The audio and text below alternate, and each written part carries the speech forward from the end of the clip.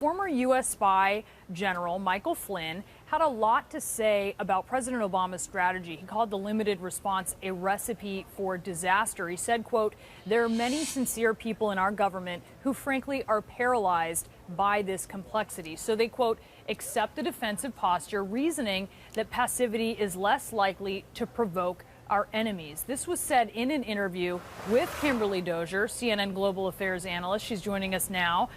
What, Kimberly, is the complexity that he thinks the administration is overlooking, or is it really just he thinks that the administration is minimizing the threat when it shouldn't?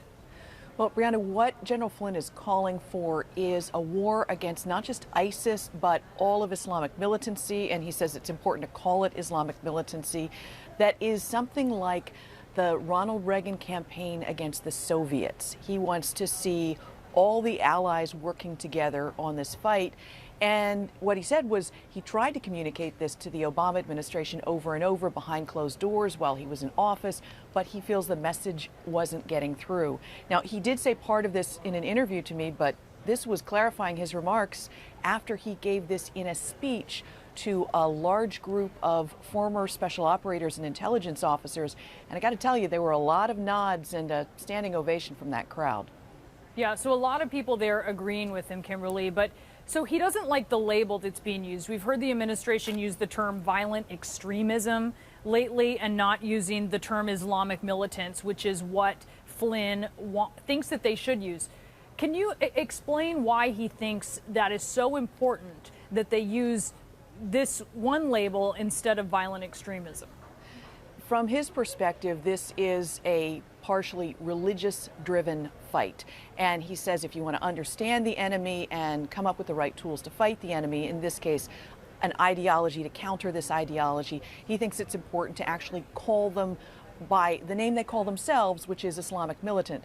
Now, from the White House's perspective, and also from the perspective of a lot of counter-violence extremist specialists I've spoken to, they would like to take the term Islam out of the title, call them criminal extremists. Don't let them use religion to pit one side of the world against each other. It's one of those debates that happens in the halls of national security and then takes on political overtones. There were a lot of people in that crowd, I have to say, who were wondering if General Flynn might run for office in future with the direction he was coming from. Okay, yeah, and many people have said if you do use Islam in it, maybe it's Islamism, which is sort of hiding behind Islam. I've heard some experts say that as well. You said you were there at this industry conference where Flynn said this, and there were a lot of people who were very much in agreement with him. Do you take that as an indication of a rift between the national security world and others in the Obama administration? Generals are always going to ask for more resources, and they're always going to ask to be allowed to give their all to a fight. A lot of the people in the national security forums believe that the Obama administration has decided on a more limited response, sending in 100 trainers when you could send in 1,000 special operations trainers, and also taking too long to decide to send them to beef up local forces in areas where you have militancy. So that's the real tension you see.